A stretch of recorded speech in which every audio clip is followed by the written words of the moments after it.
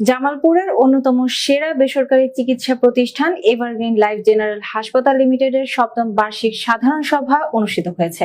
গত শনিবার জামালপুরের লুইস ভিলেজ রিসোর্ট অ্যান্ড পার্কে জমকালো আয়োজনে এই সাধারণ সভা অনুষ্ঠিত হয়। প্রায় 4 শতাধিক শেয়ার হোল্ডারের উপস্থিতিতে অনুষ্ঠানের সভাপতিত্ব করেন হাসপাতালের চেয়ারম্যান অধ্যাপক হারুনুর রশিদ।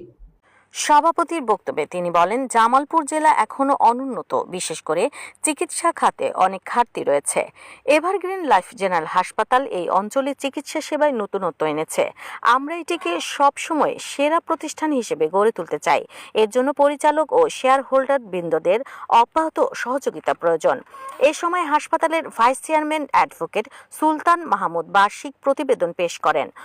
অনুষ্ঠান সঞ্চালনা করেন ব্যবস্থাপনা পরিচালক মোহাম্মদ গোলাম মোস্তফা এমডি। সার্বিক ব্যবস্থাপনায় ছিলেন নির্বাহী পরিচালক অ্যাডভোকেট আসিমুল ইসলাম, অধ্যাপক জিল্লুর রহমান, মনিরুজ্জামান, জহুরুল হক, আজিজুর রহমান, নুরুজ্জামান, নজরুল ইসলাম, আবু সাইদ, অধ্যাপক খলিলুর রহমান প্রমুখ।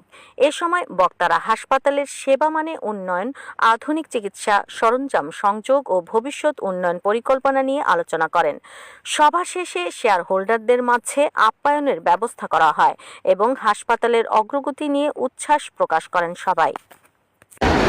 এটা আমাদের কোনো সমিতি নয়, আমাদের এনজিও নয়, আমাদের হলো একটি হাসপাতাল, সেবামূলক প্রতিষ্ঠান, স্থায়ী প্রতিষ্ঠান। আমরা বিনিয়োগ করছি। এভারগ্রিন লাইফ ছাড়া আমাদের আর কোনো বিজনেস নেই। এটি আমাদের সফলতা অর্জন করতে হবে। এই জন্য এটা অন্যান্য এনজিও গুলো দেউলিয়া কিংবা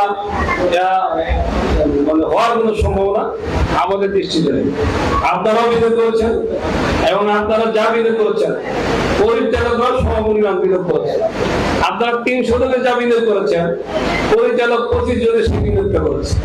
আপনাদের চাইতে পরিচালকদের অর্থের পরিমাণটা সমপরিমাণ। তারা তো বিনিয়োগী হাসপাতাল দেখেন, পর্যবেক্ষণ করেন, মিটিং করেন, দরবার করেন। আমি তাদের মধ্যে বলবো এই ধরনের কোনো হতাশা আমি পাইনি।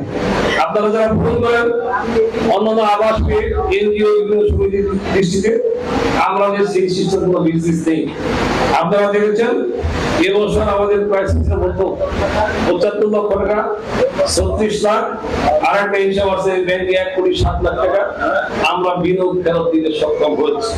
আশা করি আগামী দিনে এর পরিমাণটা আরো বাড়বে। এখন থেকে আরো ব্যক্তিগত ক্রাইসিসে